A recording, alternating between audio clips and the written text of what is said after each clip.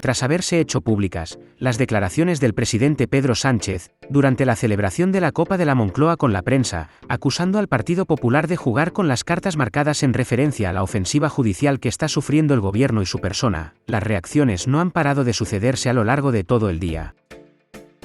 Una de las más contundentes y aplaudidas en las redes sociales la ha protagonizado el director del diario.es, Ignacio Escolar, que no ha dudado en dar la razón al gobierno y en señalar el control durante décadas que lleva ejerciendo el Partido Popular sobre los estamentos judiciales. Con el gran titular político del día, voy a situarles. Ayer hubo la Copa de Navidad que ofrece Moncloa, a la que van sobre todo periodistas. Pedro Sánchez se acercó a esos periodistas en una conversación de esas que llamamos informales. Eso quiere decir que no hay micrófonos ni hay cámaras, pero que lo que se dice allí sí se puede hacer público, lo que se viene a conocer siempre como un corrillo. Unas horas antes ha habido sesión de control al gobierno en el Congreso de los Diputados y ahí Pedro Sánchez ha escuchado cómo Feijóo le hablaba de los imputados que hay en el entorno más cercano, incluso familiar, del presidente del gobierno.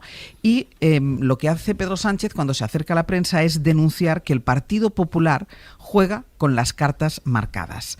¿Y esto qué quiere decir? Ana Fernández Vila, buenos días. ¿Qué tal, Ángel? Buenos días. Lo que quiere decir, o lo que traslada Pedro Sánchez, es que el Partido Popular recibe filtraciones de los jueces, información privilegiada para hacer oposición.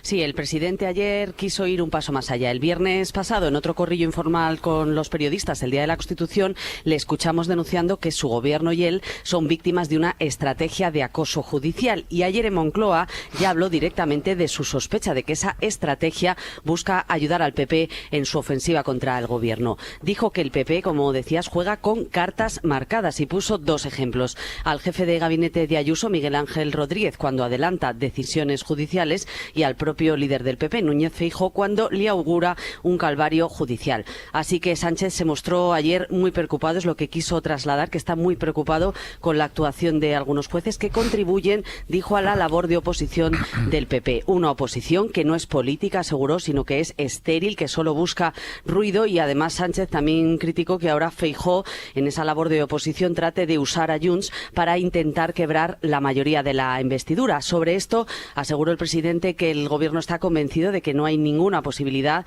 de una alianza estable entre el partido de Puigdemont y el PP, que es política, ficción. Y sobre el tema de la corrupción aseguró tanto él como sus ministros que están tranquilos, que no hay nada. Ana, gracias. A vosotros. Pues hablaremos de esta negociación de los presupuestos, pero por centrarnos en esa frase, el PP juega con las cartas marcadas. ¿Estuviste en la Copa de Moncloa, Ignacio? No pude ir. Vaya, iba a decir, por si estabas en ese corrillo exactamente. No. Juega el PP con las cartas marcadas, dice el presidente del gobierno, porque dice que avanza decisiones judiciales, algunas de ellas después se hacen en realidad. ¿Tú qué piensas?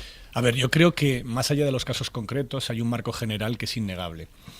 Es un dato que es demoledor. En los últimos 28 años, la derecha ha controlado el Consejo General del Poder Judicial, que es donde se deciden los nombramientos. Pues ahí había un consejo nombrado directamente por el PP.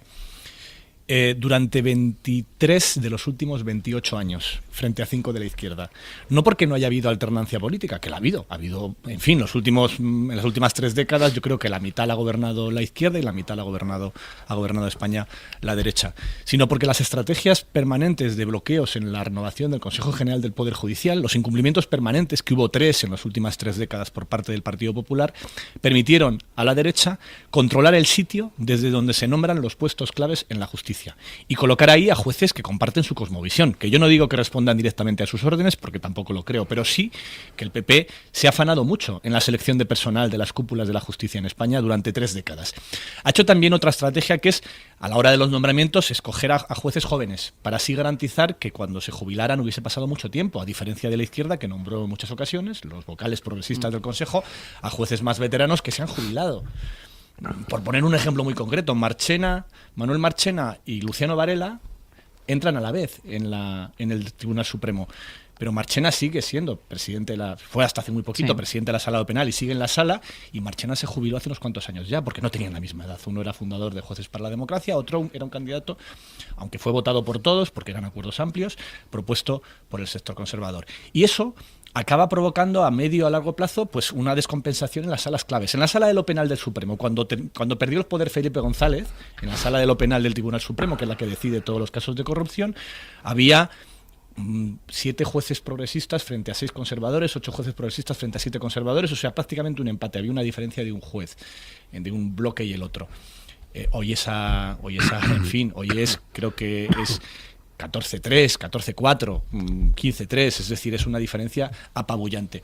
Y eso, por supuesto, que influye en las decisiones. ¿Cómo no va a influir que los jueces que se ocupan de mirar según qué asuntos sean los seleccionados, los elegidos por las mayorías conservadoras en el Poder Judicial, en muchos casos obtenidas de forma más que irregular o filibustera, ¿no? Aquí se hacen muchos análisis hablando del poder que va a tener Trump en Estados Unidos controlando la Corte Suprema. Bueno, pues aquí llevan 3 décadas controlando el equivalente el equivalente no porque sería constitucional, pero sí el Tribunal Supremo Español. El problema con lo de las filtraciones es que, en fin, a mí me gustaría que hubiese un criterio. O no se persigue nunca o se persigue siempre. Lo anómalo es que o se investigan todos o no se investigan. Lo anómalo es que se le sí. investiga solo al fiscal general del Estado, no tengo claro por qué, porque en esa cadena de custodia de esos correos había decenas de personas y han decidido que se le investiga, de las decenas de personas han decidido que solo se investiga a 2 fiscales y no a todos los demás que tuvieron acceso a esos correos, lo cual me parece muy anómalo, porque no entiendo cuáles son los argumentos para todos los demás. Y en esa misma investigación contra el fiscal general del Estado, cada día se están filtrando informaciones de ese juicio. Cada día, sin que nadie investigue nada. Porque igual de presunción de inocencia tendrá Alberto González Amador, la pareja de Isabel Díaz Ayuso, que el fiscal general del Estado, y estamos viendo los WhatsApp del fiscal general del Estado publicados en los medios de comunicación. Entonces, ahí claramente hay algo que de toda la vida de Dios se ha llamado doble rasero. De toda la vida de Dios. Ya el propio inicio de la investigación fue así. ¿Por qué no se investigó la filtración de la declaración de la renta de Juan Carlos Monedero, por ejemplo? No es que no fuese acusado nadie, es que no fue nadie investigado. Y aquí estamos, en algunos casos, aplicando un código, una vara de medir, y en otros otra, como si fuese un campo de fútbol donde todo el mundo juega igual, pero solo en un lado se pitan los penaltis. Y esto te da que pensar. A mí me da que pensar también, cuando hablamos de estos asuntos, yo me acuerdo mucho de esto, de ese tal M. Rajoy.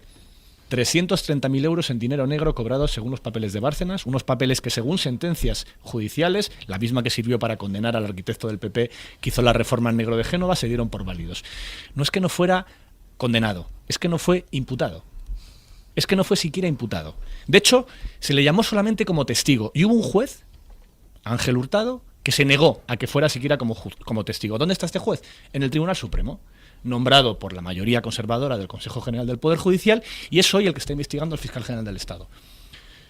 Pues no sé, a mí todo esto me hace reflexionar que lo mismo esos 28 años que el PP ha controlado la cúpula del Poder Judicial en España han tenido algo que ver con nombramientos, con decisiones, con cómo se ha configurado las grandes salas, los puestos clave de la judicatura española, donde a algunos se llega en oposición y a otros no, a otros se llega solamente porque se les nombra desde un consejo, que yo estoy a favor del consejo, por cierto. Creo que esto se llama la justicia emana del pueblo, que es algo que viene en la Constitución y que dice que los jueces, que la justicia, que el Parlamento, que los valores, que el pueblo en las elecciones democráticas tiene algo que decir sobre cómo se configura ese poder del Estado.